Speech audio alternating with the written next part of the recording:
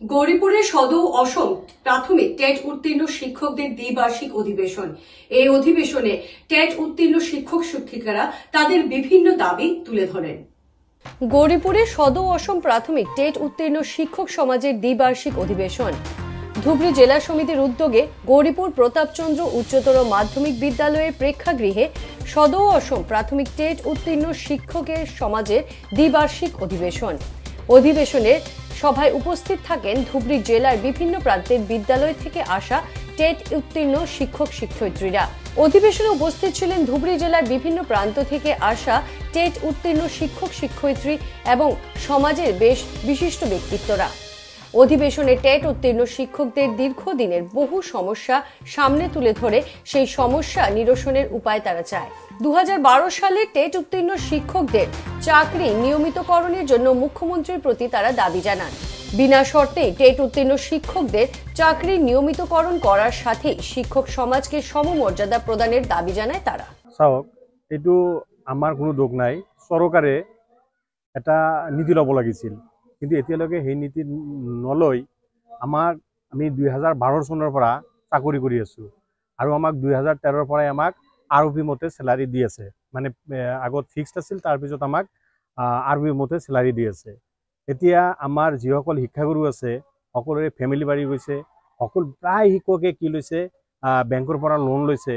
এতিয়া চৰকাৰে এটা হঠকাৰী সিদ্ধান্ত লৈছে, আমাক নিয়মীয়া কৰিব কিন্তু আমাক বেতন সুৰক্ষা নিদিব। যদি বেতন সুৰক্ষা নিদিয়ে তেনেহলে আমাৰ প্ৰতিজন LP স্কুলৰ শিক্ষাগুৰুৰ মাহিলী কমেও 15,000 টকাকৈ লছ হ'ব আৰু যিবিলাক আপাৰ প্ৰাইমাৰীৰ শিক্ষাগুৰু আছে সিহঁতসকলৰ প্ৰায় 18,000 টকা পাৰ মান্থ কমি যাব। এতিয়া এই কোনখন দেশত মানে বাস কৰি আছো, এখন উন্নয়নকামী ৰাষ্ট্ৰত বাস কৰি থাকি আমাৰ জীৱনৰ মানদণ্ড যি মানদণ্ড চলি আছো তাৰ পৰা আমাক কমাই দিব বিচাৰিছো। চৰকাৰৰ এই সিদ্ধান্তটোক আমি আমাৰ মাননীয় মুখ্যমন্ত্ৰী শিক্ষামন্ত্ৰীক আমি আহ্বান জনাই আছো যাতে এই যি হঠকাৰী সিদ্ধান্ত লৈছে এইটো যাতে পুনৰ বিবেচনা কৰি আমাক বেতন সুৰক্ষা সহ নিয়মীয়া কৰে যেন।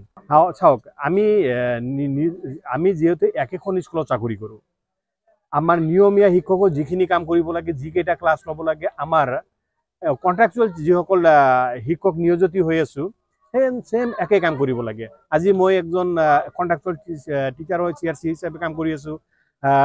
ব্লকৰ বিভিন্ন ৰেগুলাৰ টিচাৰসকলৰ নিচিনা RP হিচাপে কাম কৰি আছো। সব কাম সেম কৰি আছো, তথাপিও চৰকাৰে এটা আমাৰ ওপৰত দেখা গৈ আছে যে এটা অন্যায় কৰি আছে। গতিকে চৰকাৰক আমি আহ্বান জনাইছো, এই আমাৰ যিসকল কণ্ট্ৰেকচুৱেল টিচাৰ আছে এইসকলৰ ওপৰত যাতে কোনো ধৰণৰ অন্যায় নকৰে। আমি চৰকাৰক হাত জোৰ কৰি অনুৰোধ কৰিছো যাতে চৰকাৰে যি নিয়ম বান্ধি যি এক্টৰ আণ্ডাৰত আমাক নিয়মীয়াকৰণ কৰিব বিচাৰিছে সেইবিলাক সংশোধন কৰি হ'লেও আমাক এই বেতন সুৰক্ষা সহ নিয়মীয়া কৰে যেন।